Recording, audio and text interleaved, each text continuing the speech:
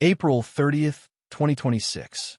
James Broadnax, with a sworn confession from the alleged actual shooter, DNA evidence that pointed away from him, and the support of over 60 religious leaders. Music was still carried out for execution by the state of Texas.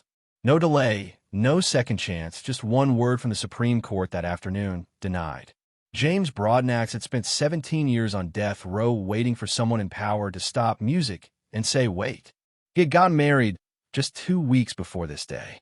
He had prayed for the victims' families every single day, and by 6:47 that evening, minutes before 7 p.m. in Huntsville, Texas, it was over.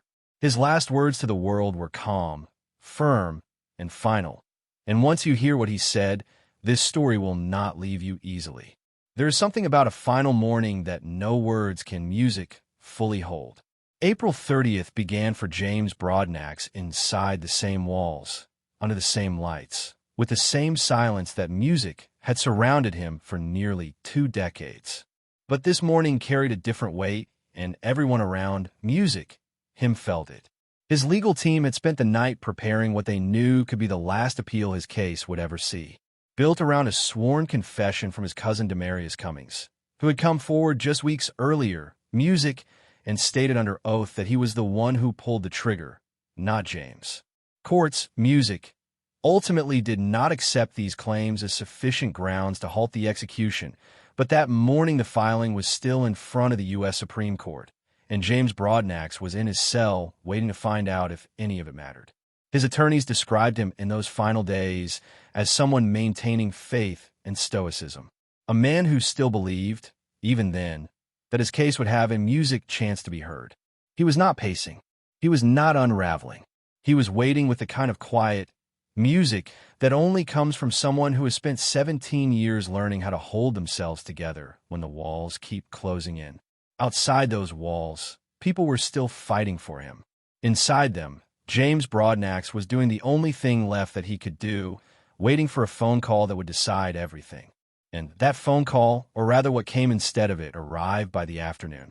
What the system's final decision did to everyone in that building is the kind of moment that does not make it into official records. But what the system ignored, what no one expected from James himself, and what happened inside those walls as the hours counted down.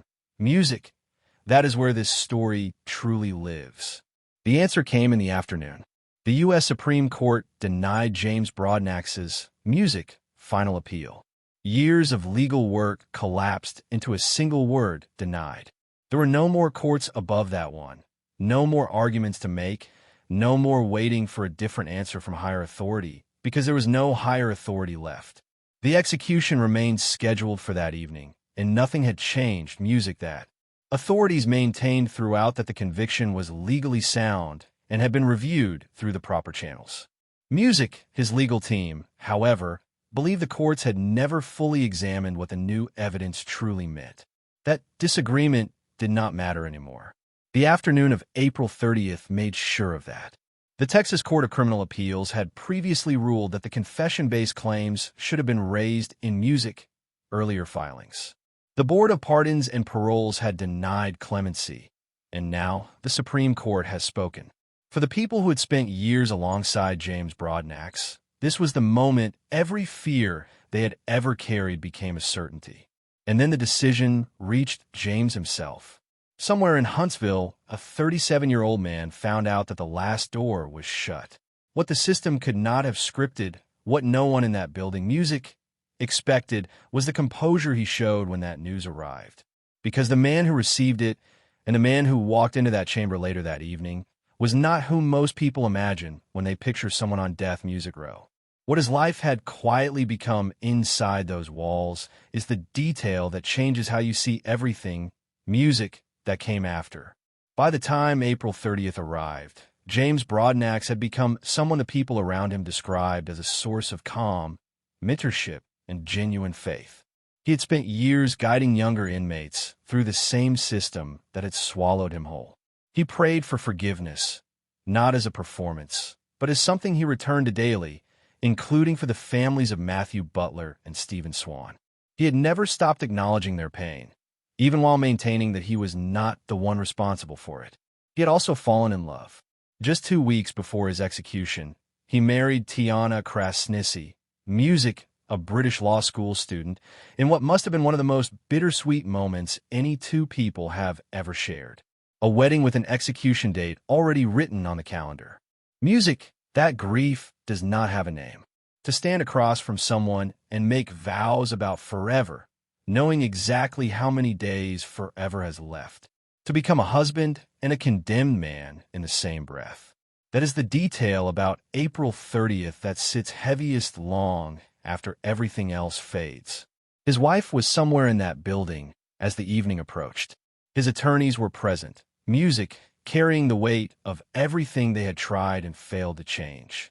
And James Broadnax was moving through the final procedures, step by music, quiet step toward the moment the state had scheduled. What no procedure on earth could prepare a script, music, for was what he chose to say when that moment finally arrived. The final hours of an execution follow a structure that is both clinical and devastating. The final meal, the final visit, the final walk. Every step has a name, a time, a place in the official record.